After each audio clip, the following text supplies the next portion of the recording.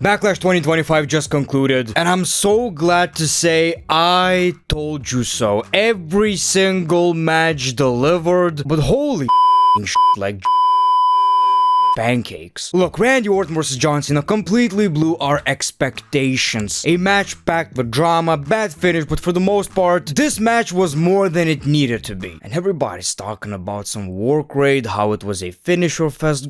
Jesus, when did wrestling fans get so lame? Whatever. I'm kinda happy, people, because I never got this much hate in my entire YouTube career. People, for the past few days, it was really hard to upload content because no matter what I said, positive or negative, I said something wrong. All I said was, I know we don't care about Backlash, but it does have potential. And this premium live event was exactly what I said it's going to be. Honestly, I gotta say even better. It literally almost ruined content creation for me. This crazy ass overreaction. I feel so disconnected from wrestling fans because I'm watching this, I'm excited. This is the type of shit that got me into wrestling in the first place. And at this point, I don't understand. Is this engagement farming? I have no idea, people. And I knew people are overreacting over this premium live event. I took a screenshot because I knew I'm gonna show it. Gunther is about to lose to a clown and you see potential. This dude is a WWE shill bootlicker. Do you know the Muffin Man, the Muffin Man, the Muffin Man? Look, people, I was waiting till Backlash to actually talk about this. I wanted to check. Am I crazy? Or some wrestling fans are absolutely nuts nowadays. I don't know about you guys, but I feel like Backlash was kinda cool. But back to you, people, Backlash was great in my opinion. Every single match delivered, even Pat McAfee versus Gunther. Sure, it was kinda messy. Pat McAfee is not really a wrestler, but outside of a few nitpicks, it was exactly what it needed to be. WWE made a wise decision to open this premium live event with the United States Championship. What a match. Everybody was going wild in this one. This is awesome chance very quickly into the match. Now, during my predictions video, I completely forgot about this rumor. I think everybody had a great performance in this match, but once we saw Drew McIntyre and Damian Priest fighting outside of the ring, I immediately texted my brother, they're gonna fall and LA Knight is eating the pin. So we got Solo, Jeff Cobb, and that's exactly what happened. So Jacob Fatu retains the championship, but it doesn't seem like he's very excited. So I'm not gonna complain about Jacob Fatu retaining the championship. That was expected in the first place. I was just talking about the idea of Drew McIntyre possibly winning the championship, saying that, you know, I wouldn't be necessarily mad. But people, it seems to me the story is going to be Solo found his new Jacob Fatu. He doesn't need Jacob anymore. I know it's kind of wild that the Bloodline storyline is still going on. We have 10,000 members, 15,000 members left. These grandpas were smashing. I know the biggest criticism of this premium live event is going to be that we got a lot of overbooking. And I feel like that wasn't necessarily a problem because people didn't care about this premium live event in the first place, so you gotta create a lot of drama. And that's exactly what we got. So many highlights, so much to talk about, so much story development. Like, I am actually excited about SmackDown. Out of all the shows, SmackDown. So this was an absolute banger. But here's the best part, people. Bangers just kept following.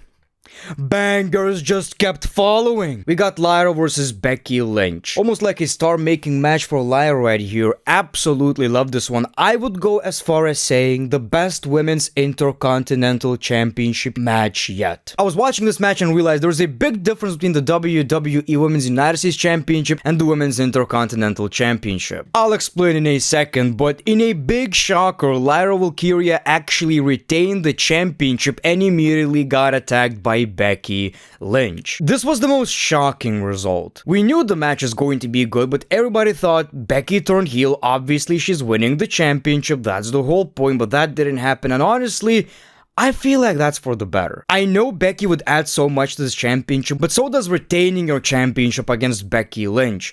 Here's the difference, people. It seems like the WWE Women's United States Championship so far is still in these early stages, a lot of involvement in comedy, which is not necessarily bad, but the Intercontinental Championship so far sometimes looks even more prestigious than the World Championships, which is absolutely crazy because I realized I keep saying this is the best Intercontinental Championship match so far, and I keep saying that, and this was literally the best. You know what it also says?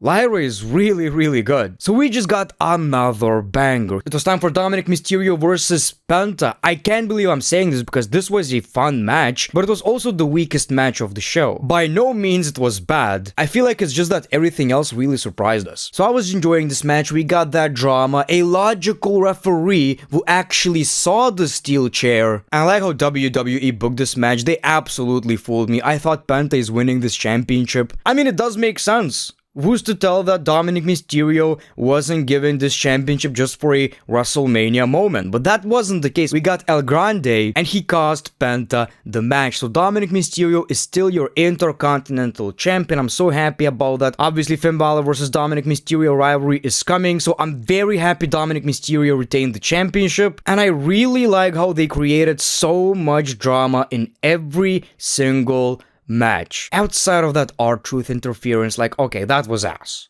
That was ass. But when looking at some of these matches, I'm like, where was this energy at WrestleMania? Okay, so far we have bangers, right? We keep banging, we keep smashing.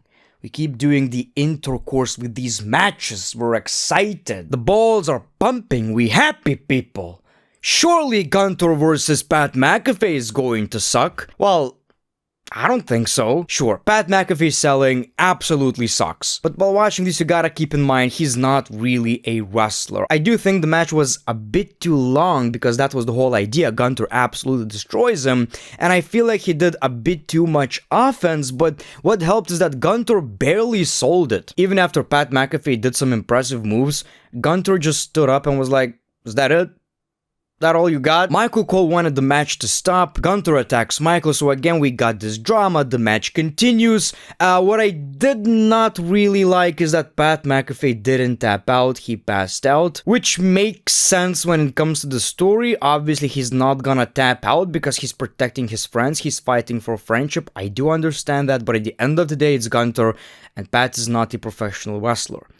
This shit should hurt so much that, you know, you're like, okay, I'm tapping out because that's my instinct. Not because I don't care about Michael. I love Michael, but like, I can't take this anymore. I don't want to die. Other than that, I think the match was better again than everybody said it would be. I was watching this thinking, why the f was I getting so much hate these past few weeks? Finally, Randy Orton versus John Cena. Like I've said, I didn't even care about the work rate. I was enjoying this match for what it was. The crowd definitely helped people. The crowd was the star because they cared so much about Randy Orton. This show was in St. Louis, so at first the match was kinda slow, but at least the people were into it, so you know, it definitely helped. But then, people, it got really interesting. So many near falls, so many false finishes. Like, I didn't really expect them to go this hard. I would go as far as saying this was so much better than John Cena versus Cody, which is crazy because this should happen at WrestleMania, right? What people need to realize is that WWE wanted to make sure fans are leaving happy. That's why this match was so overbooked. That's why the referee bumped like 59 times. That's why we got like 69 RKOs to everybody. It's because WWE knew, yes, Randy Orton is going to lose. How do we make it worth it for these people? I mean, after the Travis Scott shit, we gotta play it safe. Yes, you do. The finish did suck. R-Truth protected John Cena, and you know, Randy Orton got distracted. Eventually, that's what cost Randy Orton the match. John Cena wins, cuts a promo after the match. He's ruining wrestling, we get it. I was happy with the end result. I'm not gonna, you know, let this moment ruin it for us. People, Saturday night's main event is going to be John Cena versus R-Truth. Do we really need that match? I don't think so. On the other hand, I am kinda happy for R-Truth. Outside of that R-Truth interference, I think it was done perfectly, people, because like I've said, you gotta make sure these people are leaving happy. I feel like John Cena hitting Randy Orton with a championship would have been enough. We didn't really need R-Truth, but it's going to be interesting to see how WWE are going to handle this. Is it going to be a comedy storyline? My prediction is that it's actually going to be sad. R-Truth finally realizing John Cena is not that hero. It's not John Cena he grew up watching. So we're going to get this heartbreaking moment of R-Truth getting attacked, realizing this, and everybody feels sad for R-Truth. We're watching Saturday night's main event. Everybody's rooting for him, knowing that he's obviously not going to win. So people, that was WWE Backlash. You know what, people? This match was like a tribute to my childhood, so I think they delivered. I think it was better than expected. When it comes to Backlash 2025, I was happy with the final result. Let me know your thoughts in the comments below. The Great One, peace, love, and hugs. It's been a pleasure.